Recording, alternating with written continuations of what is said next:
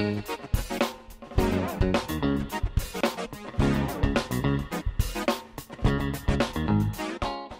que tu peux commencer par présenter ton parcours? Bonjour à tous, enchanté. Je m'appelle Sébastien Borgé. Je suis le COO et cofondateur de The Sandbox, ainsi que le président de la Blockchain Game Alliance. J'ai 35 ans, père de deux enfants et je suis entrepreneur depuis 2007, diplômé de Télécom Sud Paris en tant qu'ingénieur donc de formation. J'ai commencé en 2007 avec mon associé Arthur Madrid, qui est sur notre première startup, qui était une startup qui se concentrait sur la technologie peer-to-peer BitTorrent et qui offrait un plugin de téléchargement pour les plateformes de vidéo à la demande et de catch-up TV, donc M6 Replay, TF1 Vision, Roland Garros, etc., pour télécharger des contenus en VOD, donc en plus haute qualité, tout en réduisant les coûts de bande passante et donc le prix final supporté par les personnes qui voulaient louer ou acheter ces vidéos. On a vendu cette société à un CDN européen 2 ans plus tard, après avoir travaillé pour de multiples clients, donc de renom et incluant Universal Music aussi. On a lancé ensuite un service Web 2.0 où les utilisateurs pouvaient uploader leurs photos, vidéos, musique en ligne dans le cloud. Alors, ça s'appelait pas encore le cloud, mais donc on pouvait les uploader en ligne et créer des librairies virtuelles où ils pouvaient partager avec d'autres utilisateurs leur contenu et les jouer en streaming. Donc, un peu en précurseur de Netflix, Spotify et toutes les plateformes de streaming de contenu. On a rencontré un franc succès avec plusieurs dizaines de milliers d'utilisateurs qui payaient un abonnement chaque mois pour accéder à leur stockage et leur contenu en ligne. On a revendu cette société, pareil, 2 ans plus tard, à une société de technologie d'antivirus de backup de fichiers.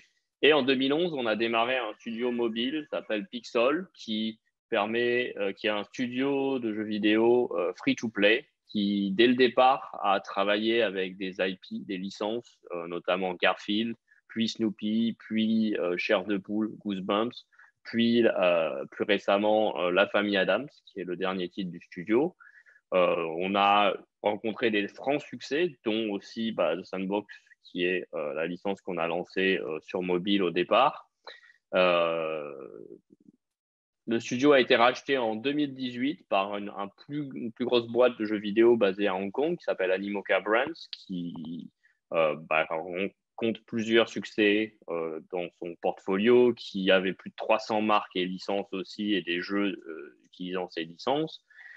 Et qui se positionne aussi comme l'un des premiers acteurs qui travaille notamment dans la technologie blockchain appliquée aux jeux vidéo, qui est donc depuis 2018 l'activité principale dans laquelle je m'occupe en tant que CEO. Donc, comme je mentionnais, donc Sandbox, c'est devenu à la base, c'est un jeu sur mobile qui a rencontré un franc succès avec plus de 40 millions de téléchargements, des millions de joueurs actifs chaque mois, 70 millions de contenus créés par une communauté qui jouait sur iOS et Android à créer des petits mondes pixelisés avec des éléments et les partager dans une galerie en ligne.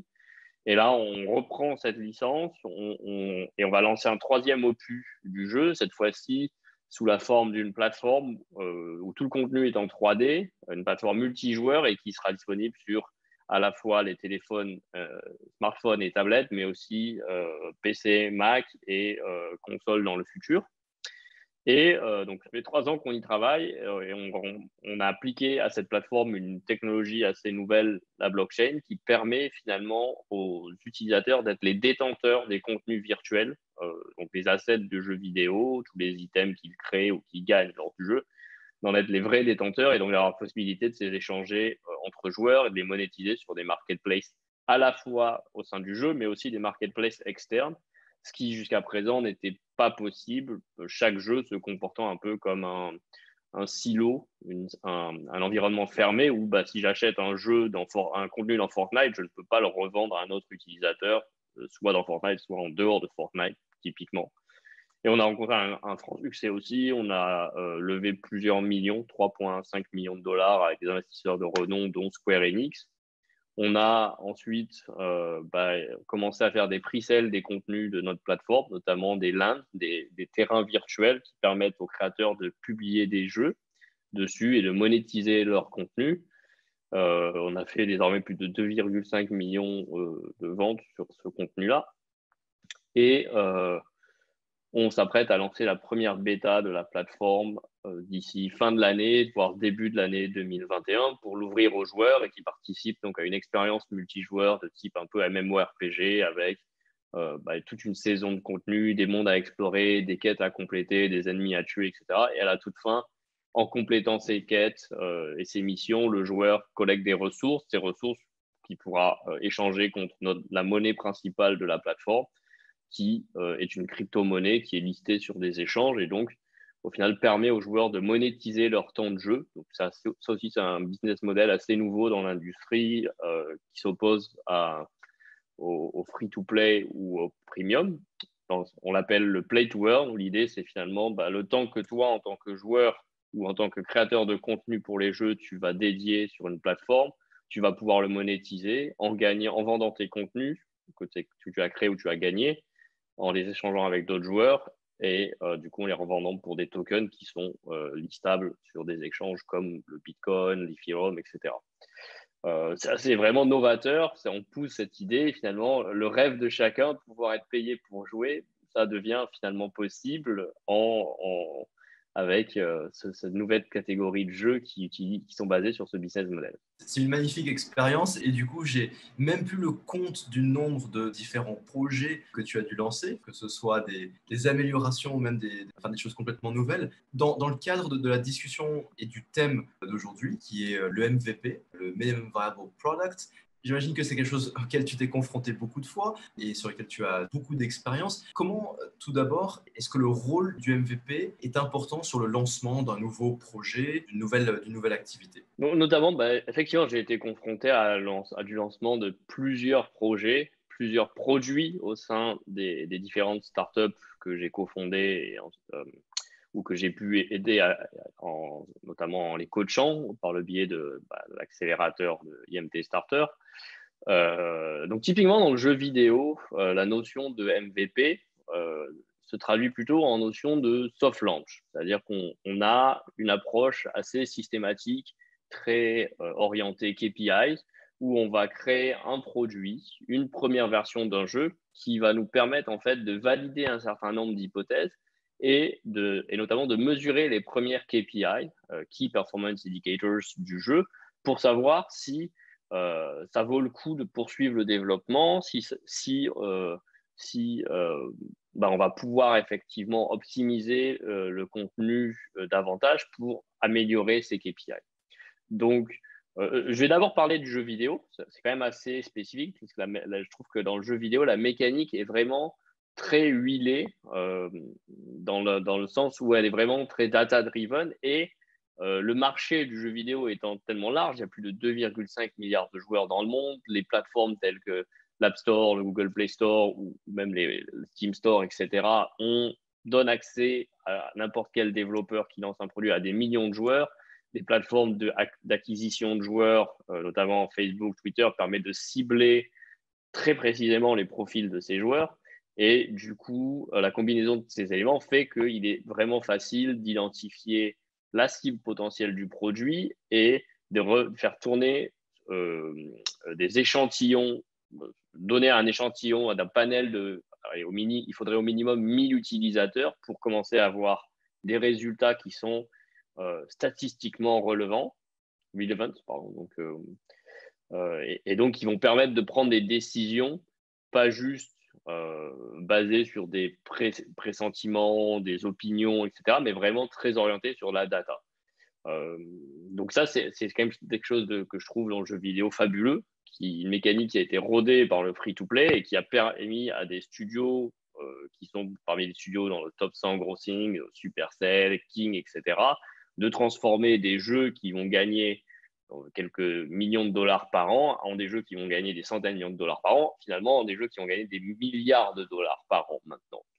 Dans l'industrie jeux vidéo, c'est une industrie qui rapporte 160 milliards de dollars par an et qui a vraiment changé du tout au tout grâce à cette approche du soft launch pour valider ou non le lancement d'un jeu. Et c'est très important parce que finalement, les jeux sont même si c'est des produits de divertissement, ça reste des produits comme technologique, très généralement, qui est donc du développement, de la conception artistique, etc., qui peuvent coûter compter de nombreux mois de production avec des équipes assez importantes et du coup, coûter plusieurs millions de dollars en coûts de production aussi. Donc, il faut s'assurer que quand on va mettre un produit disponible, on va pouvoir rentabiliser ce coût.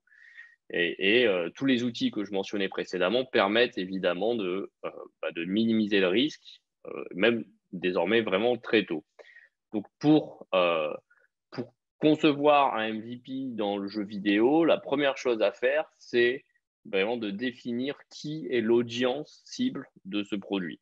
C'est-à-dire, je fais un jeu qui plaît à tout le monde, c'est pour les enfants, pour la famille, pour les parents, etc., n'est pas une bonne réponse à cette question. Il faut savoir très précisément, c'est un jeu, par exemple dans notre cas, de construction de ville, avec de la décoration du match free. Les principaux acteurs concurrents sur ce jeu, c'est trouver les différents titres à comparer. La cible précise que je connais grâce à l'analyse, les stats des fans, notamment des audiences sur Facebook qui sont fans de ce jeu, va pouvoir me dire que ce sont des femmes entre 25 et 35 ans, 80% basées aux États-Unis. Voilà. Ça, j'ai déjà mon profil beaucoup plus réduit. Même si on pense que c'est une niche, la taille du marché du jeu vidéo fait que c'est des niches en général à centaines de millions de joueurs, ce qui est largement suffisant pour lancer un produit et en transformer en succès. Une fois qu'on a défini l'hypothèse de vraiment qui est l'audience cible du jeu, on va pouvoir orchestrer des campagnes d'acquisition pour vraiment cibler ce profil précisément sur les différents réseaux sociaux, etc., pour attirer cet échantillon de joueurs, 1000 au minimum, à venir télécharger cette première version du jeu, cette MVP du jeu, et du coup, pouvoir, au fur et à mesure de la progression de ces échantillons de joueurs au sein du produit, analyser leur comportement en détail. Donc, la deuxième chose à mettre en place pour un MVP réussi, c'est quand même d'avoir défini très précisément ce que l'on veut mesurer et la pertinence de ce que l'on veut mesurer par rapport aux résultats attendus. C'est-à-dire, ça ne sert à rien de vouloir inonder de métriques. Je vais vous donner assez simplement, dans tout jeu vidéo, il y a un tutoriel. Tout jeu vidéo va commencer de manière simple par un tutoriel, une FTU, First Time User Experience, qui va présenter un peu c'est quoi l'objectif du jeu, c'est quoi les mécaniques du jeu, et faire avancer le joueur au sein des premières missions, premiers niveaux, premières minutes de l'expérience. En général, on s'attache très simplement à déjà le taux de réussite de ce tutoriel. On s'attache très simplement au taux de joueurs qui retournent dans le jeu après 1 jour, 3 jours, 7 jours. Pour un MVP, au-delà de 7 jours, ça ne fait pas vraiment de sens parce que soit, et je vais y venir, il n'y aura pas suffisamment de contenu et ce n'est pas grave, ce n'est pas l'objectif de la MVP, de la première MVP. Donc, ça ne sert à rien de mesurer à 7 jours ou à 30 jours. Ou tout simplement parce que le MVP, vu des fonctionnalités limitées, va devenir répétitif après. Mais l'hypothèse de départ, déjà, c'est de s'assurer que le jeu plaît, que les joueurs valident le tutoriel, vont au-delà des 5 premières minutes du tutoriel, par exemple, et ont même envie de revenir un deuxième jour. Donc, sur la base de quel est le taux de rétention à D1 du produit, quel est le taux de succès, on va pouvoir déjà dire si le MVP est un premier succès et continue à l'itérer ou si c'est une catastrophe. Typiquement, s'il y a, il y a moins de 50% des gens qui passent le tutoriel, il y a un gros retravail à faire. Si la rétention à D1 est inférieure à 25%, même si vous vous dites « Ah, c'est parce qu'il n'y a pas les graphismes ne sont pas assez beaux, il n'y a pas assez de contenu, les missions sont trop courtes, j'ai pas bien expliqué », la réalité assez brutale, et c'est dur parce qu'il y a souvent beaucoup de passion qui est mise par l'entrepreneur dans son produit, c'est que mathématiquement, il est impossible de faire x2, x3 en performance sur ces métriques. Donc, très souvent, et à raison, les équipes qui ont eu des métriques de ce type ont tué les projets et se sont lancés sur un autre concept, un autre MVP, jusqu'à ce qu'il y en ait un qui valide ces hypothèses et du coup permettre de passer l'étape suivante. Donc, dans ce que je dis, c'est intéressant. Ce que je pense qui est intéressant, c'est vraiment de savoir retirer l'attachement qu'on peut avoir par rapport au produit, la passion qu'on peut développer par rapport à ce qu'on fait et être assez froid, lucide, objectif face à la métrique en se disant, même si je fais mieux, ce 20% de conversion à D1, je vais peut-être le passer à 30% avec beaucoup d'efforts, 35%. Est-ce que ça va me suffire? Est-ce que le taux d'effort, la quantité d'efforts que je vais devoir déployer pour arriver à cette amélioration va être suffisante pour en continuer ultérieurement et valider? Sébastien, est-ce que ça veut dire que, en fait, ce qui est le plus important, c'est le concept derrière le tutoriel, derrière les premières minutes de jeu, versus à quel point le tutoriel est joli ou abouti, que ça ne vaut pas forcément le coup de se dire, bon, il faut que le tutoriel, par exemple, soit vraiment représentatif de l'expérience qu'on aura après ou les quelques premières minutes de jeu. C'est ce que tu veux dire, c'est que c'est vraiment le concept là qui est validé par le MVP et non pas la technologie ou je sais pas, la fluidité de l'expérience. Exactement. C'est un assez bon résumé. Ça s'applique vraiment particulièrement aux jeux vidéo. Après, je reviendrai sur les produits un peu plus technologiques, place de marché, etc. Dans le jeu vidéo, vraiment, ça va être en fait l'ensemble, pas forcément juste le graphisme ou le détail des textes, etc., mais plutôt la promesse du jeu. Si le jeu est suffisamment, bon, il est quand même dans un état jouable de manière qualitative. On va quand même définir un seuil qualitatif minimal, mais on ne va pas forcément être dans euh, l'excès d'effets visuels, l'effet d'animation, etc. Tout ce qui importe, c'est de regarder vraiment par rapport à la cible, quel est le standard minimal par rapport à la cible et la concurrence sur ce type de marché. Et après, très souvent dans le jeu vidéo, le concept, puisque les jeux vidéo, on va dire, c'est pas un marché de l'un copie l'autre, c'est qu'il y a mais les succès se ressemblent beaucoup, chacun apportant un petit delta, un petit plus. Et donc, les jeux vidéo sur mobile, en tout cas, sont souvent une suite d'itérations de titres qui s'améliorent dans le temps et qui s'améliorent en reprenant les mécaniques de base de l'un, mais en améliorant avec une couche narrative, une couche de jeu supplémentaire qui peut être du match free combiné à du jeu décoratif, etc.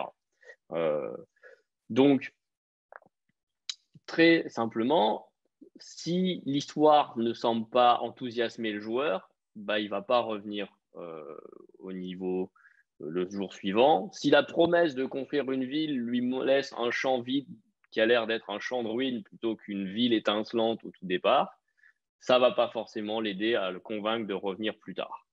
Donc, c'est important de donner à l'utilisateur, de donner au joueur la projection de finalement, quel est le résultat final si je commence à m'investir dans ce jeu? Où est-ce que moi, en tant que joueur, suis amené à aller si je joue à ce jeu-là plutôt qu'à un autre? Parce que sur l'App Store, évidemment, il y a pléthore de choix, il y a des millions de jeux qui sont disponibles, etc. Donc, c'est très souvent, le point important dans le jeu vidéo, le produit, on ne le fait pas pour nous, on le fait vraiment pour la cible qu'on a identifiée et on essaie de comprendre qu'est-ce qu'on leur offre, quelle est l'aventure dans laquelle on leur propose de s'immerser, quelle est l'histoire on leur propose de suivre ou quel est l'objectif que l'on leur donne. Est-ce que c'est de créer une ville de rêve avec leurs personnages favoris, inspirés de licences comme nous on le fait avec Snoopy, la famille Adam, etc. Dans le domaine des produits plus technologiques, les services Internet, les places de marché, les applications mobiles, le MVP, je constate une approche un petit peu plus différente du MVP où, il est plus difficile d'atteindre la taille critique de l'échantillon nécessaire pour pouvoir tirer des conclusions. Et souvent, on est dans de l'innovation plus forte, donc il n'existe pas forcément des points de référence d'autres jeux du même type et de l'audience qui va être la référence. Donc, dans ce cas-là, la stratégie que j'applique et que j'ai vu le mieux fonctionner auprès des startups que j'ai pu coacher au sein de l'incubateur, c'est d'émettre vraiment une hypothèse de départ. Quelle est l'hypothèse que vous voulez valider et quelle est là ou les KPI qui vont vous permettre de valider, de déclencher ce seuil de validation ou non. Et il ne doit pas y en avoir 50. Il doit y avoir vraiment une ou deux KPI seulement qui vont vous permettre de valider l'hypothèse de MVP. Sur ce, une fois que ça c'est défini, on va réfléchir, l'entrepreneur va réfléchir à quel est le seuil minimum de features, de fonctionnalités que l'on doit mettre en place pour garder un temps de développement court. Donc, si le temps de développement dépasse 1 mois pour mettre en place la MVP, en général, c'est qu'il y a quelque chose qui va pas. Ou alors, c'est que vous êtes vraiment au tout début, vous n'avez rien construit encore et il faut construire le back-end, le front-end, les applis mobiles et tout, parce que vous êtes vraiment au premier jour de vie de la startup. Mais si vous avez déjà un produit qui tourne à peu près à quelques utilisateurs et que vous voulez faire juste une addition pour valider une hypothèse, ça ne devrait pas vous prendre plus d'1 mois à mettre en place le développement jusqu'à la livraison de la feature pour valider ou non l'hypothèse. Typiquement, une des startups, sans la nommer, mais un des produits qui me vient en tête, c'est une application qui à la fois est un réseau social pour les utilisateurs et une place de marché. Et c'était les deux. On n'arrivait pas à pressentir finalement l'usage principal et qu'est-ce qui allait, et du coup, comment prioriser le développement dans la roadmap des features par rapport à ça. Donc, on a lancé l'hypothèse que les gens venaient d'abord pour acheter des produits sur la place de marché et après chercher des conseils et commencer à se mettre en relation les uns aux autres en mode réseau social. Ils ne venaient pas pour le réseau social et ensuite potentiellement acheter. Donc, sur cette base-là, le MVP, c'est on a changé le premier écran d'entrée de l'application pour la transformer non plus en un réseau où on se connecte entre utilisateurs avec un profil, mais sur un listing de produits en vente avec les top produits, un formulaire pour acheter, donc acheteur-vendeur, typiquement, hein, comme on peut le retrouver sur des applications Le Bon Coin, etc., dans les standards les plus classiques, et une mise en relation. Ce qu'on a constaté, c'est au bout d'1 mois après avoir lancé ça, c'est que la KPI qu'on s'était fixée sur le nombre d'annonces consultées en moyenne avant que l'utilisateur passe à autre chose ou quitte l'application ou même fait un acte. Donc ça, c'est la première étape. Et même la deuxième, c'était de faire un acte d'achat, à littéralement dépasser les objectifs et donc à vraiment valider l'hypothèse qui était la suivante. L'hypothèse, c'est nos utilisateurs installent notre application principalement et en premier pour trouver des produits à acheter sur notre place de marché avant de rechercher des conseils sur la nature même des produits qui étaient mis en vente et disponibles sur la place de marché. Donc c'est un des exemples qui me vient en tête et ce qui est vraiment a bien fonctionné, c'est il n'y avait pas le paiement. Donc ça peut être surprenant, mais pour valider l'hypothèse, on n'avait pas besoin qu'il y ait le paiement. Il y avait juste besoin d'arriver jusqu'à la dernière étape du funnel, qui est l'intention de paiement, et après une mise en relation manuelle pour laisser aux gens trouver entre eux comment ils vont faire cette étape de paiement. C'est-à-dire, finalement, pour prouver qu'on est une place de marché, on n'était pas obligé d'avoir une étape qui pourrait sembler indispensable, qui est mettre en place tout le paiement. Les formulaires d'upload pour faire les annonces, le listing, étaient des plus basiques, 3 photos, un titre, une description, un prix. Il n'y avait pas plein de features pour bien mettre en page ton annonce, etc. Donc, on est vraiment allé à l'essentiel de la feature sans aucune fioriture. Et ça, ça a validé l'hypothèse et après, ça a permis de prioriser dans la roadmap le développement et donc du coup d'allouer plus de ressources et plus de temps à améliorer encore toute l'expérience que les utilisateurs vont pouvoir avoir lors de ce funnel d'achat sur l'application. Jusqu'à présent, ce que tu décris, c'est de mettre à disposition des utilisateurs un début de jeu, un début d'applicatif, et ensuite d'analyser très finement comment est-ce qu'ils utilisent cet outil, ce jeu, comment est-ce qu'ils s'en servent. Mais on ne peut mesurer que ce que l'on a mis en place. Quelle est la place du feedback par les utilisateurs dans le MVP? Est-ce que dans le cadre d'un jeu, par exemple, c'est important à la fin de demander à l'utilisateur, est-ce que vous auriez voulu que quelque chose se passe différemment? Ou que quand une entreprise développe un logiciel en B2B, est-ce que c'est important qu'elle rencontre les utilisateurs et qu'elle demande, qu'elle fasse des interviews, un formulaire, je ne sais quoi, pour avoir ces retours. Sans quoi, en fait, on n'aura que des retours sur ce que l'on a mis à disposition. Donc peut-être que le MVP va avoir un résultat très, très limité au final en termes d'apprentissage. Dans ta question, je vois deux choses intéressantes. La première, c'est la proximité que tu peux avoir avec tes utilisateurs et la collecte de feedback. À mes yeux, en tant qu'entrepreneur, j'imagine vraiment mal comment tu peux être déconnecté de nos jours de tes premiers utilisateurs, de manière générale de ta communauté d'utilisateurs. Donc, une best practice que je mets en place, c'est que je réponds systématiquement à chacun des emails et à chacun des échanges qu'un utilisateur peut avoir pour me donner un feedback. Je recommande pour les tout premiers utilisateurs même de prendre le temps de éventuellement faire un call, passer du temps, les écouter pour prendre des notes et du coup comprendre et affiner en fait la compréhension que l'on peut avoir des besoins des utilisateurs sur le produit. C'est-à-dire les premières questions qui se posent, c'est pourquoi est-ce qu'ils ont téléchargé cette app? D'où est-ce qu'ils viennent? C'était quoi leur objectif? Deuxièmement, quelle a été leur expérience? Qu'est-ce qu'ils ont trouvé de très mauvais dans l'expérience et qu'il faudra potentiellement corriger dans le futur? Et qu'est-ce qu'ils ont aimé? Savoir quand même ses forces et ses faiblesses. Et troisièmement, est-ce que le besoin initial qui a été recherché a été satisfait ou non? Et c'est là où il faut faire attention, c'est de ne pas forcément se satisfaire, enfin, ne pas forcément juste dire je prends en compte seulement l'avis des utilisateurs qui ont été contents et je m'arrête là, c'est-à-dire qu'on fait un bon travail, mais plutôt passer beaucoup de temps avec les utilisateurs qui sont les plus mécontents. Parce que mine de rien, s'ils sont mécontents, mais qu'ils vous accordent de leur temps, et le temps c'est toujours précieux, de nos jours on est débordé pour X raisons, mais l'information est partout. Des gens qui ont 1 heure à vous donner pour parler avec vous et leur partager leur expérience, ça reste pour moi une mine d'or d'informations et quelque chose de très rare.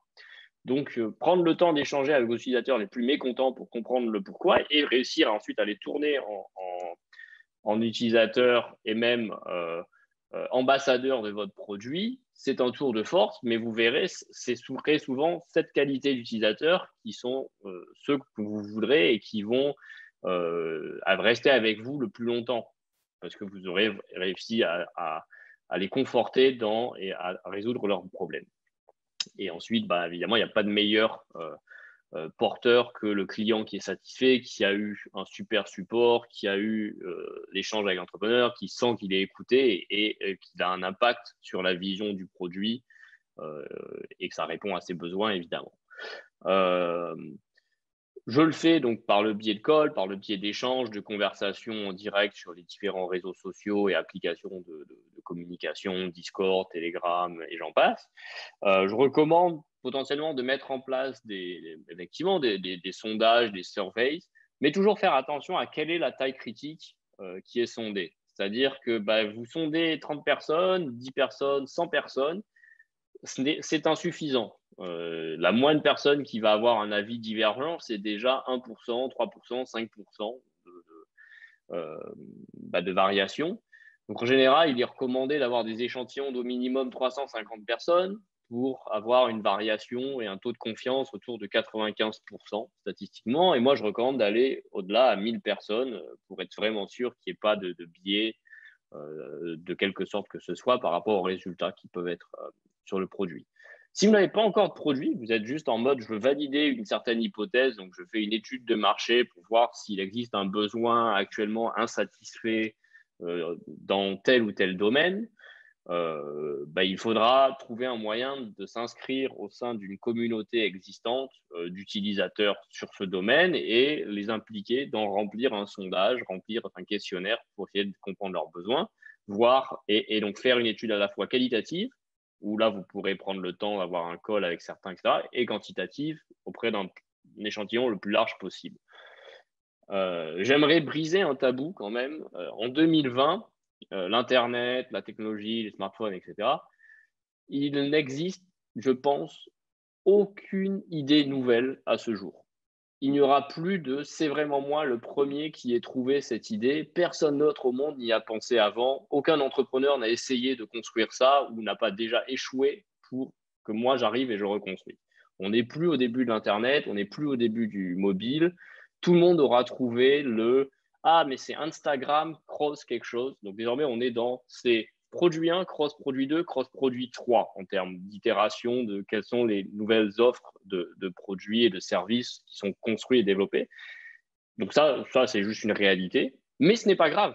Au contraire, ça veut dire d'une certaine manière que la différence ne se fait plus sur les idées, la différence se fait sur la qualité de l'exécution. En tant qu'entrepreneur, c'est vraiment la qualité de l'exécution dans le produit, dans l'identification grâce au MVP, grâce aux métriques de l'audience, de leurs besoins, etc., qui va jouer un rôle plus prépondérant dans la réussite du produit et de l'entreprise dans le futur. Notamment en vous aidant à trouver vraiment ce premier cercle d'utilisateurs qui va devenir potentiellement vos premiers utilisateurs les plus fidèles et vous accompagner dans le temps au fur et à mesure du développement et des itérations du produit. Une fois qu'on a mis en place son MVP, qu'on a récolté ces différentes données, quel est le genre de time frame pour mettre en place une V1 ? Est-ce qu'on continue à rechercher les mêmes métriques de retour ? Quand est-ce que ce système d'émission feedback s'arrête ? Donc normalement, dans la conception de produits, on a quand même en amont des spécifications, des documents qui vont définir ce que l'entrepreneur envisage d'être en première V1 de son produit, du service qu'il veut offrir. On n'arrive pas avec une feuille blanche où on va juste demander aux utilisateurs ce qu'ils veulent pour construire le produit. Donc le feedback des utilisateurs est là plutôt pour aider éventuellement à corriger une certaine trajectoire et à prioriser ou non des développements, ou éventuellement avoir un gros warning sur « Ah, j'ai pas du tout pensé à ça, donc il faut que je m'y reprenne sur l'hypothèse de départ » ou au contraire permettre d'accélérer la production en se disant « Ah, ça y est, c'est bon, j'ai validé mon hypothèse grâce à ce MVP, je peux y aller, j'ai plus aucun doute. » Le temps, c'est difficile à dire, il n'y a pas de réponse générale, ça va dépendre de la complexité du produit en général, de tout ce qui doit être construit autour. Certains sont capables de lancer désormais, grâce à des solutions clés en main, on peut lancer des applis en seulement une semaine, et d'autres vont demander plus d'un an de développement de par la complexité de l'intégration, des back-ends, des front-ends, etc. Il n'y a pas de réponse générale à ça. Ce qui est important, en fait, c'est de ne pas ignorer cette étape de la MVP, ne pas ignorer cette étape de la confrontation le plus tôt possible de votre hypothèse de produit ou de service aux utilisateurs. Je reprends le jeu vidéo comme exemple. Dans le jeu vidéo, le soft launch est une part intégrale, donc l'équivalent du MVP itéré à plusieurs reprises. Le soft launch est une part intégrale du développement et parfois va prendre la moitié du temps de développement d'un jeu, c'est en fait un temps passé en soft launch, sur lequel on va faire autant d'itérations que possible jusqu'à ce qu'on soit sûr que les KPI obtenus sur des échantillons de joueurs vont permettre derrière de garantir un succès commercial du projet. Parce que quand j'achète un utilisateur sur une plateforme, donc Facebook ou autre, pour 1 euro, je sais que 30 jours, 60 jours, 90 jours, 120 jours plus tard, ce 1 euro va me revenir par le biais de la monétisation du produit alors, le premier mois, peut-être 50 centimes, le deuxième mois, 75, le troisième, 90, le quatrième, 1,20 €. Et donc, j'aurais rentabilisé cet utilisateur en seulement un peu plus de 3 mois. Ce qui est plutôt le standard dans l'industrie, c'est entre 3 mois et 1 an, en général, juste pour donner un benchmark. Construire un produit sans être conscient de qui sont les utilisateurs, quels sont leurs besoins et avancer en fonçant sans jamais confronter cette vision à vos utilisateurs est de manière générale un signal de futur, alors je ne vais pas dire échec systématique, mais c'est quand même un risque beaucoup plus fort finalement de ne jamais confronter son produit à l'audience cible en fait. Il y a le signal, c'est qu'on risque effectivement de s'écarter au fur et à mesure du besoin réel des utilisateurs parce que très rarement, l'entrepreneur est l'utilisateur type, profil du produit. le besoin, l'idée du produit peut naître du besoin personnel de l'entrepreneur et de son équipe, mais après, dans le temps, il y aura toujours divergence. Est-ce que tu penses que ça veut dire que c'est risqué de lancer un produit sur un domaine qu'on ne connaît pas du tout? Est-ce qu'il vaut mieux même, avant même de développer MVP, avoir des entretiens avec des gens d'une communauté, comme ce que tu suggérais tout à l'heure, pour vraiment recueillir les besoins réels de cette communauté et non pas les besoins projetés ou supposés que l'entrepreneur peut avoir? Est-ce que c'est pas même l'étape préalable du MVP que de vraiment cerner les besoins? Ou est-ce qu'au contraire, comme disent beaucoup de gens, en fait, le client ne sait pas ce qu'il veut? Comment est-ce qu'on choisit entre les deux? Toute mon expérience, parce qu'elle est quand même très fortement orientée B2C, est au contraire d'avoir un maximum de data et d'avoir la meilleure connaissance possible, la connaissance la plus fine du marché sur lequel on veut lancer un produit. Savoir à qui il s'adresse, savoir pourquoi on va se lancer pendant 6 mois, 1 an, parfois 5 ans de sa vie à développer un produit, pour quels utilisateurs, qui potentiellement va pouvoir payer pour ce produit ou ce service. Euh, En tout cas, c'est vraiment ma recommandation de manière générale. Il y a souvent 2 catégories d'entrepreneurs. Il y a les entrepreneurs visionnaires, les Bill Gates, les Elon Musk, les Jeff Bezos. C'est très bien. Il n'y en aura que 1 sur 1 milliard. Ils vont faire des succès incroyables.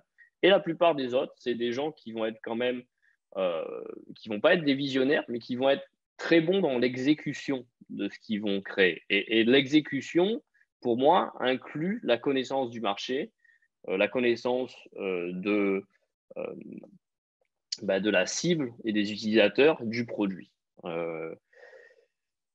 On peut penser effectivement en tant qu'entrepreneur, j'ai fait une boîte qui est dans le jeu vidéo, je vais me lancer dans une boîte de technologie de blockchain comme moi, et c'est parce que j'ai fait du jeu vidéo que je saurais très bien faire. Non, il y a toujours un ensemble de nouvelles. Donc il y a des acquis, des méthodes qui restent, mais il y a quand même un savoir-faire technologique nouveau. Il y a des cibles, des audiences qui peuvent se recouper, mais pas intégralement. Donc il a fallu déterminer cela de notre côté.